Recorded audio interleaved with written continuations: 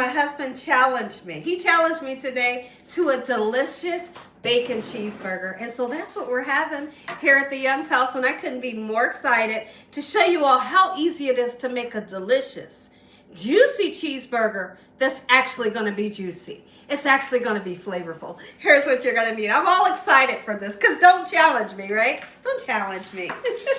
You're going to need some bacon. I got some lovely bacon. I'm going to fry it up. And I think I'm going to do it stovetop. Usually I would put it in the oven, but we ain't doing all that today. I got some lovely hamburger meat. This is an 80-20. Now, I didn't get this pre-packaged. What I did was I had my shopper go to the meat counter so they can weigh it up, because just being honest, the meat that comes packaged anymore, it don't taste right. It tastes like something's wrong with it.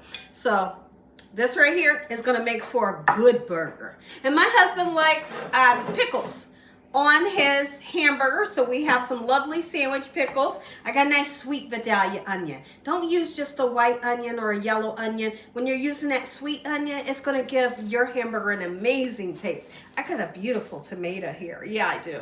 And then I got some fresh iceberg lettuce. And when it comes to making hamburgers here at the Young's house, if you were to ask me what kind of bun do I want to use, I want bread. I want bread. So I'm using bread today versus the hamburger bun. Sometimes the hamburger bun can be a little too much. I got some spices so we can make it taste good, but you only need simple spices when you got a good grade of meat. So I have some onion powder, really interesting ingredient. I have black pepper and salt, okay? I do have some mayonnaise and ketchup that I'm gonna add. Let's get started. Make sure your hands are clean. Let's make a juicy bacon cheeseburger, Gina Young's. Hope you all are having a great day today. And if you're not, hopefully I can brighten up your day with this here recipe. When's the last time you had a good burger? A good juicy burger that had flavor, right? If it's been a while, time to get in that kitchen and make you up some. Okay, so the first thing that I'm gonna do, let's go ahead and get started with our bacon today. I'm gonna pepper the bacon and give it some great flavor. If you wanted to, you can even add a little bit of brown sugar to it. And make it like a candied bacon. That's absolutely delicious. Whether you're doing it on the stove or in the oven, you can still always add that little tiny bit of brown sugar to make your bacon taste chef's kiss every time. Sure you can. I don't think I'm going to do it for this recipe. I think I'm going to put maybe 5 pieces of bacon on one of the, I'm making 2 hamburgers.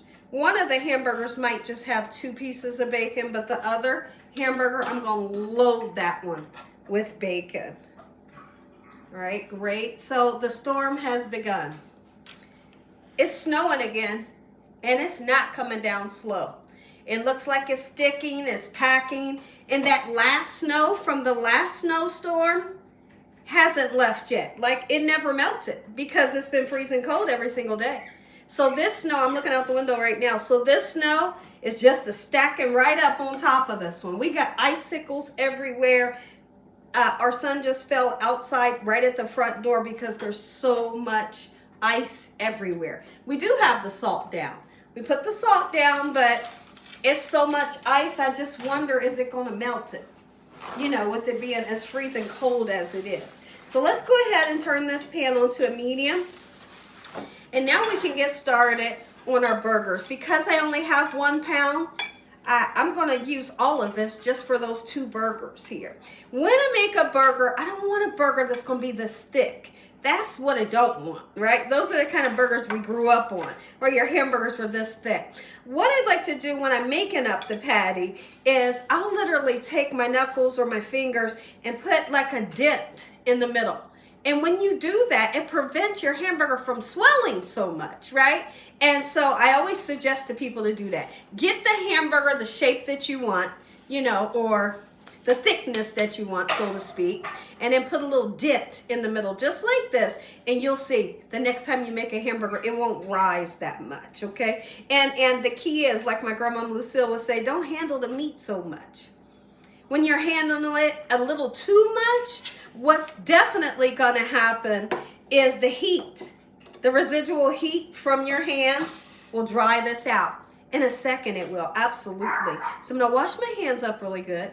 And when I come back, We're gonna slice up some fresh vegetables. Let's go ahead and season up our burger. Let's give it some great flavor, and I'm gonna put some pepper onto my bacon. I hope y'all are staying warm and keeping your pets nice and safe. You know, just giving them enough time to use the restroom and maybe stretch their legs and then back in. Back in the house for sure. All right, lovely. My little tiny dogs, you know, they're only like 5 to 7 pounds each. We are constantly watching them. Because see, what we've done is our patio area, we have literally like shoveled it, and so they can walk on that part, but around the patio area the snow is definitely this high. Yep. So they had a dog next door barking at them. They tried to go in the snow, and it's like going in this way, and then they got this much snow on top of them. So we gotta watch them. You gotta watch them or they get lost in that. I got a lovely warm cup of coffee here that I'm drinking. I'm super excited about that. It's been a while since I had a good cup of coffee, and this cup is delicious. I'm gonna slice a couple tomatoes because later on I'm still having more burgers. I'm just showing you all 2 burgers on this video today. What are y'all having for dinner? Are you having anything special, or you're making something Gina Young style? Let me know. I want to hear all the details. Sure I do. Anytime I have a nice fresh tomato, I'm always sure to salt and pepper it. I got that from growing up when my dad or my mom would make maybe a bologna sandwich or something. They were putting tomatoes on it, or even putting tomatoes in a salad. They would salt and pepper it. And what I've realized as I've gotten older, salt and peppering your tomato really amps up the flavor. Like a tomato is good on its own, right? But you salt and pepper it, baby, it's over. Salt and pepper that thing is over because it tastes good. All right, let's go ahead before I forget. Put some pepper right onto this lovely bacon that's cooking up. And the cheese that I'm going to use today is my favorite cheese, of course. It is a yellow American cheese. I like white American cheese, and I love Colby. But I'm going to use the Colby, the yellow American today. So what I'm going to do with these is I just like to slice them just like I did the tomatoes. Not too thin, not too thick. I don't want to make them too thin where you can't taste them, right? A nice sweet Vidalia onion is not going to have that super pungent flavor. It has a great sweet taste that I absolutely love on a good burger. All right, lovely. Go ahead and turn this bacon over. It's smelling good and it's cooking up super quick. I never ever cook bacon on the top of the stove. Throughout the years, I have somewhere along the way, I learned how to put the bacon in the oven, and I do that, and then I just walk away, you know? And right now I'm seeing why I do that, because it can be a hassle sometimes. You know, you got bacon popping everywhere. You throw it in the oven, you ain't got no worries, right? Sure. Okay, so now I got this lovely iceberg lettuce is the way to go. If you're thinking about a good burger, don't give me the butter lettuce. Don't give me that butter lettuce because it's soft and it tastes like it's wilted. I'm not looking for that. Look at these nice, crunchy, fresh pieces. Absolutely. The whole house is smelling amazing right now. It's afternoon time, and my family is excited for these burgers. Well, my husband, because these are just for me and my husband. Let's go ahead and salt and pepper those tomatoes. All right, lovely. There we go. I'll go ahead and pepper that onion. Go ahead and flip these burgers. We should have some good color to them. Oh yeah, and guess what? Don't take the spatula and smash them, because you know what happens when you smash them. Well, when you smash them, all the juice comes out, right?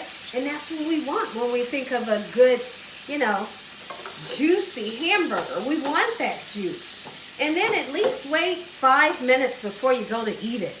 Let it calm down for a second, okay? Now, if there's one thing about me, when I make a burger that has cheese onto it, I'm not one of the ones that wants to literally put a cover on it and let the cheese melt.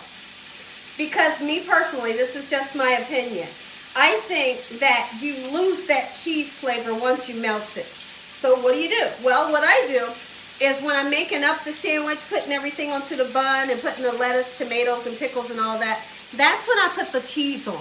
The cheese will melt on its own just that little bit, and I'm still going to be able to taste it. versus putting a lid over it or covering it and making it melt. You lose some of that flavor. It's just what I think. And it's perfectly done, but I tell you one thing, that's gonna be the last time y'all see me cook bacon on the stove. I'm not a fan of it. I already got burnt. I did, already got burnt right here. No, next time it will be in the oven. I'm gonna take a peek in at these burgers. They're looking pretty good. I'm gonna flip it back over, making sure that we have them done.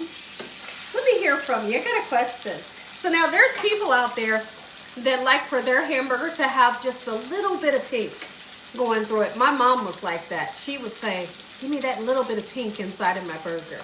Let me know, do you like yours well done? I like mine's well done, but I want it to be juicy. I don't want it to be overcooked now. Now I could take a little teeny tiny pink. You hear me? And when I say a tiny bit, I'm talking about just a little bit.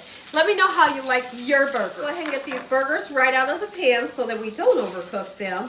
I'm gonna set them right here. And now's the perfect time to put that cheese on them. Make up this burger. I'm only gonna make up one for now, okay? Because I'm not eating mine right now. He's gonna eat his. Okay, so we're gonna take this beautiful piece of cheese, put it just like that. Let it melt naturally.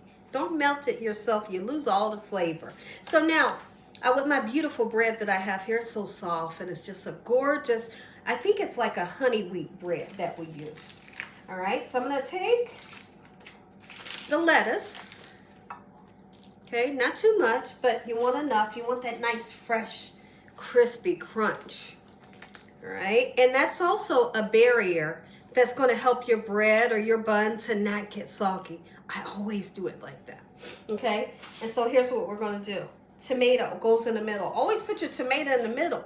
You put it on the top where the bread is. I don't want one that thick.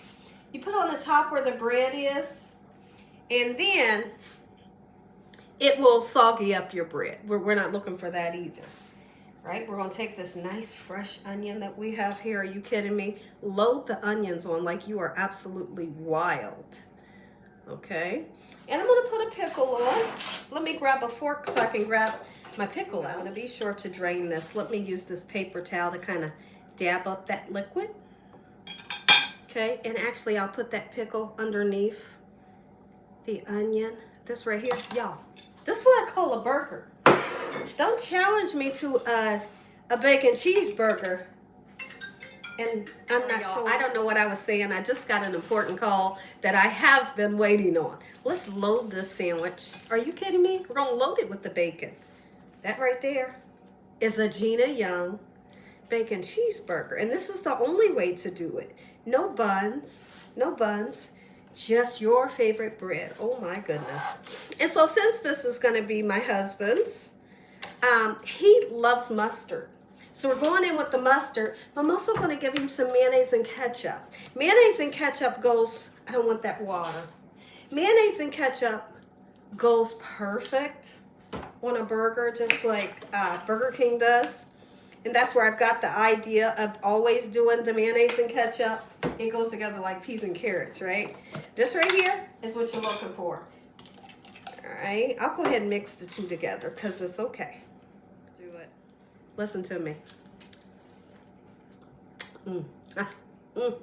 That's the mayonnaise and ketchup. If you enjoyed this video, give me a thumbs up. If you ain't subscribed, what you waiting on? Tell your family and friends. Tell the world what Gina's doing every single day in this kitchen. And Father, on today, we thank you for this meal, your hedge of protection, and your mighty love. Amen. Stay tuned because we're going to taste it. Take a bite.